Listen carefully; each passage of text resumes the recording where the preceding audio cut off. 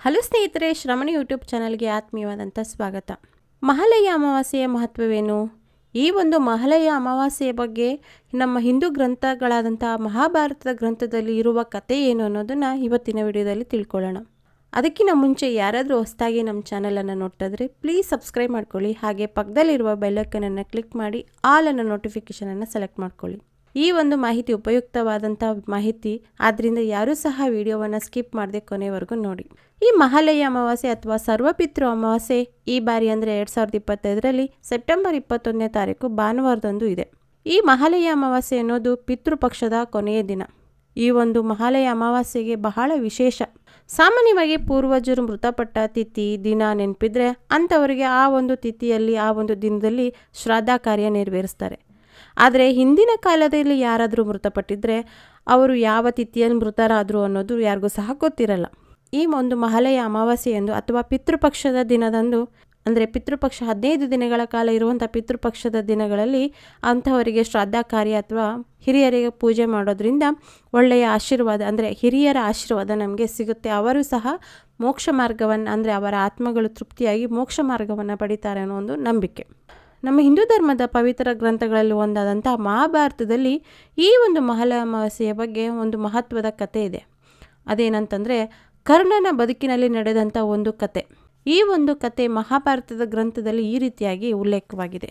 ಅದೇನಂತ ನೋಡೋದಾದರೆ, ಕರ್ಣನು ಯುದ್ಧದಲ್ಲಿ, ಅಂದರೆ ಮಹಾಭಾರತ ಯುದ್ಧ ನಡೆದಾಗ ಕರ್ಣನು ಯುದ್ಧದಲ್ಲಿ ಮರಣವನ್ನು ಹೊಂದ್ತಾನೆ. ಈ ಮರಣವನ್ನು ಹೊಂದಿದ ನಂತರ ಕರ್ಣನು ಸ್ವರ್ಗಲೋಕಕ್ಕೆ ಪ್ರಯಾಣಿಸ್ತಿದ್ದಾಗ ಆಗ ದಾರಿಯಲ್ಲಿ ಅವನಿಗೆ, ಅಂದರೆ ಕರ್ಣನಿಗೆ ಬಾಯಾರಿಕೆ ಆಗುತ್ತೆ. ಕೂಡಲೇ ಅವನಿಗೆ ಎದುರಿಗೆ ಒಂದು ನದಿ ಕಾಣಿಸುತ್ತೆ. ಆ ಒಂದು ನದಿಯ ಸಮೀಪಕ್ಕೆ ಹೋಗಿ ನೀರನ್ನು ಕುಡಿಬೇಕು ಅಂತ ನೀರನ್ನು ಕೈಗೆತ್ಕೊಳ್ತಾನೆ. ನೀರನ್ನು ಕುಡಿಬೇಕು ಅನ್ನೋ ಅಷ್ಟರಲ್ಲಿ ಅವನ ಕೈಯಲ್ಲಿ ಇದ್ದಂಥ ನೀರು ಕೂಡಲೇ ಬಂಗಾರವಾಗಿ ಬದಲಾಗುತ್ತೆ. ಇದರಿಂದ ನಿರಾಸೆಯಾದಂತಹ ಕರ್ಣನು ಅದನ್ನು ಹಾಗೆ ಬಿಟ್ಟು ಹಾಗೆ ಸ್ವಲ್ಪ ದೂರ ಮುಂದೆ ಸಾಗ್ತಾ ಇರಬೇಕಾದ್ರೆ ಬಾಯಾರಿಕೆ ಜೊತೆಗೆ ಹೊಟ್ಟೆ ಹಸಿವು ಸಹ ಆಗುತ್ತೆ. ಆಗ ಕರ್ಣನಿಗೆ ಎದುರಿಗೆ ಒಂದು ದೊಡ್ಡ ಮಾವಿನ ಮರ ಕಾಣಿಸುತ್ತೆ ಮತ್ತು ಆ ಒಂದು ಮರದಲ್ಲಿ ಮಾವಿನ ಹಣ್ಣುಗಳು ತುಂಬಿರುತ್ತೆ. ಇದನ್ನು ನೋಡಿದಂತಹ ಕರ್ಣ ಆ ಮಾವಿನ ಮರದ ಹತ್ರ ಹೋಗಿ ಒಂದು ಮಾವಿನ ಹಣ್ಣನ್ನು ಕಿತ್ಕೊಂಡು ತಿನ್ನಲು ಮುಂದಾಗ್ತಾನೆ. ಅದು ಸಹ, ಅಂದರೆ ಆ ಒಂದು ಮಾವಿನ ಹಣ್ಣು ಕೂಡ ಸಹ ಚಿನ್ನದ ಹಣ್ಣಾಗಿ ಮಾರ್ಪಡುತ್ತೆ. ಈ ವಿಚಿತ್ರ ಘಟನೆಗಳಿಂದ ಆಶ್ಚರ್ಯಗೊಂಡಂಥ ಕರ್ಣ ತನ್ನ ತಂದೆಯಾದಂಥ ಸೂರ್ಯ ಭಗವಂತನನ್ನು ಪ್ರಾರ್ಥಿಸ್ತಾನೆ. ಆಗ ಕರ್ಣನ ಪ್ರಾರ್ಥನೆಗೆ ಒಲಿದು ಸೂರ್ಯ ಭಗವಂತ ಕರ್ಣನ ಬಳಿ ಬಂದು ಏನೆಂದು ವಿಚಾರಿಸಿದಾಗ ಕರ್ಣ ತನಗೆ ಆದಂಥ ಸಮಸ್ಯೆಗಳನ್ನು ಹೇಳ್ಕೊಂಡಾಗ ಅದಕ್ಕೆ ಸೂರ್ಯ ಭಗವಂತ ಹೀಗೆ ಹೇಳ್ತಾನೆ, ನೀನು ನಿನ್ನ ಜೀವನದಲ್ಲಿ ಅನೇಕ ದಾನಗಳನ್ನು ಮಾಡಿದೀಯಾ, ಆದರೆ ನೀನು ಅನ್ನದಾನ, ಶ್ರಾದ್ದ ಕರ್ಮಗಳನ್ನು ಮಾಡಿಲ್ಲ, ಜೊತೆಗೆ ಪಿತೃಗಳಿಗೆ ಪಿತೃತರ್ಪಣವನ್ನು ಸಹ ನೀಡಿಲ್ಲ. ಹಾಗಾಗಿ ನಿನಗೆ ಈ ಪರಿಸ್ಥಿತಿ ಅಂತ ಹೇಳ್ತಾರೆ. ಅದಕ್ಕೆ ಕರ್ಣ, ನನಗೆ ಈ ವಿಚಾರ ಗೊತ್ತಿರಲಿಲ್ಲ, ಹಾಗಾಗಿ ಇಂತಹ ಕರ್ಮಗಳನ್ನು ನಾನು ಮಾಡಲಿಕ್ಕೆ ಆಗಲಿಲ್ಲ ಎಂದು ಕರ್ಣ ಹೇಳ್ತಾನೆ.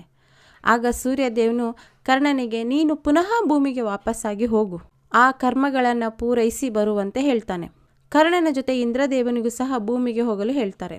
ಹೀಗೆ ಸ್ವರ್ಗಲೋಕದಿಂದ ಭೂಮಿಗೆ ಬಂದು 15 ದಿನಗಳ ಕಾಲ, ಅಂದರೆ ಈ ಪಿತೃಪಕ್ಷದ ದಿನಗಳ ಕಾಲ ತನ್ನ ಎಲ್ಲ ಪಿತೃದೇವತೆಗಳಿಗೆ ತರ್ಪಣ ಬಿಟ್ಟು ಅನ್ನ ಸಂತರ್ಪಣೆಯನ್ನು ಮಾಡಿ, ಜೊತೆಗೆ ಶ್ರಾದ್ದ ಕರ್ಮಗಳನ್ನು ಸಹ ಮಾಡಿ, ಕೊನೆಯ ದಿನ, ಅಂದರೆ ಪಿತೃಪಕ್ಷದ ಕೊನೆಯ ದಿನವಾದಂತಹ ಸರ್ವ ಪಿತೃ ಅಮಾವಾಸ್ಯೆ, ಅಂದರೆ ಈ ಒಂದು ಮಹಾಲಯ ಅಮಾವಾಸ್ಯೆಯಂದು ಮತ್ತೆ ಸ್ವರ್ಗಲೋಕಕ್ಕೆ ಹಿಂತಿರುಗಿ ಹೋಗ್ತಾನೆ ಅನ್ನೋದು ಒಂದು ಕಥೆಯ ಬಗ್ಗೆ ಮಹಾಭಾರತದಲ್ಲಿ ಉಲ್ಲೇಖವಾಗಿದೆ. ಆದ್ದರಿಂದ ಪ್ರತಿಯೊಬ್ಬರೂ ಸಹ ಕನಿಷ್ಠ ಮಹಾಲಯ ಅಮಾವಾಸ್ಯೆ ದಿನವಾದರೂ ನಿಮ್ಮ ಪಿತೃಗಳಿಗೆ, ಅಂದರೆ ನಿಮ್ಮನ್ನು ಅಗಲಿದಂತಹ ಹಿರಿಯ ಜೀವಗಳಿಗೆ, ಅಂದರೆ ಪಿತೃದೇವತೆಗಳಿಗೆ ಪೂಜೆ ಮಾಡಿ ಅವರಿಗೆ ತರ್ಪಣ ಅರ್ಪಿಸಿ ದಾನ ಮಾಡೋದ್ರಿಂದ ಅಗಲಿದಂಥ ಹಿರಿಯರ ಆಶೀರ್ವಾದ ಸದಾ ನಮ್ಮ ಮೇಲೆ ಇರುತ್ತೆ. ನಾವು ಯಾವುದೇ ಒಂದು ಶುಭ ಕಾರ್ಯಗಳನ್ನು ಪ್ರಾರಂಭ ಮಾಡಬೇಕಾದ್ರೆ ಅದಕ್ಕಿಂತ ಮುಂಚೆ ಹೇಗೆ ನಾವು ಕುಲದೇವರಿಗೆ ಮತ್ತು ನಮ್ಮ ಇಷ್ಟ ದೇವತೆಗಳಿಗೆ ಪೂಜೆ ಮಾಡಿ ಅವರ ಆಶೀರ್ವಾದವನ್ನು ಪಡ್ಕೊಳ್ತೀವೋ, ಅದೇ ರೀತಿ ವರ್ಷದಲ್ಲಿ ಬರುವಂಥ ಪಿತೃಪಕ್ಷ ಅನ್ನುವ ಈ ಒಂದು ಪಕ್ಷದಲ್ಲಿ ಪಿತೃಗಳ ಪೂಜೆಗೆ ಅಂತಲೇ ಮೀಸಲಿದೆ. ಈ ಒಂದು ಪಕ್ಷದಲ್ಲಿ ನಮ್ಮ ಹಿರಿಯರಿಗೆ, ಅಂದರೆ ನಮ್ಮನ್ನು ಅಗಲಿದಂಥ ಹಿರಿಯರಿಗೆ ಪೂಜೆ ಮಾಡಿ ಅವರ ಆಶೀರ್ವಾದವನ್ನು ಸಹ ಪಡ್ಕೊಳ್ಳೋದು ಮುಖ್ಯ ಅಲ್ವಾ? ಇದರಿಂದ ನಾವು ಮಾಡುವಂತಹ ಎಲ್ಲ ಕೆಲಸ ಕಾರ್ಯಗಳಲ್ಲಿ ಯಶಸ್ಸು, ಅಭಿವೃದ್ಧಿ, ಸುಖ, ಶಾಂತಿ, ನೆಮ್ಮದಿ ಅನ್ನೋದು ಸಿಗುತ್ತೆ ಅನ್ನೋದು ನಮ್ಮ ಹಿಂದೂ ಧರ್ಮದಲ್ಲಿ ಉಲ್ಲೇಖವಾಗಿರೋದ್ರಿಂದ ಈ ಒಂದು ಆಚರಣೆಯನ್ನು ಮಾಡೋದು ಒಳ್ಳೆಯದು ಅಲ್ವಾ ಸ್ನೇಹಿತರೆ? ನಿಮಗೆ ಈ ಒಂದು ಮಹಾಲಯ ಅಮಾವಾಸ್ಯೆಯ ಮಹತ್ವದ ಮಾಹಿತಿ ಇಷ್ಟ ಆಗಿದೆ ಅಂತ ಭಾವಿಸ್ತೀನಿ. ಇಷ್ಟ ಆಗಿದ್ರೆ ಈ ಒಂದು ವಿಡಿಯೋಗೆ ಲೈಕ್ ಕೊಡಿ, ಜೊತೆಗೆ ನಿಮ್ಮ ಫ್ರೆಂಡ್ಸ್ ಆ್ಯಂಡ್ ಫ್ಯಾಮಿಲಿಗೂ ಕೂಡ ಶೇರ್ ಮಾಡಿ. ಹಾಗೆ ನಮ್ಮ ಶ್ರಮಣಿ ಯೂಟ್ಯೂಬ್ ಚಾನಲನ್ನು ಸಬ್ಸ್ಕ್ರೈಬ್ ಮಾಡ್ಕೊಳ್ಳೋದನ್ನು ಮರಿಬೇಡಿ. ಇದರಿಂದ ಇನ್ನಷ್ಟು ಉತ್ತಮವಾದ ಮಾಹಿತಿ ವಿಡಿಯೋಗಳನ್ನು ಮಾಡಲಿಕ್ಕೆ ನನಗೆ ಪ್ರೋತ್ಸಾಹ ಕೊಟ್ಟಂತಾಗುತ್ತೆ. ಸೊ ಸ್ನೇಹಿತರೆ, ಮತ್ತೊಂದು ಉಪಯುಕ್ತವಾದ ಮಾಹಿತಿಯ ವಿಡಿಯೋದೊಂದಿಗೆ ಭೇಟಿಯಾಗೋಣ. ಅಲ್ಲಿವರೆಗೂ ಧನ್ಯವಾದಗಳು.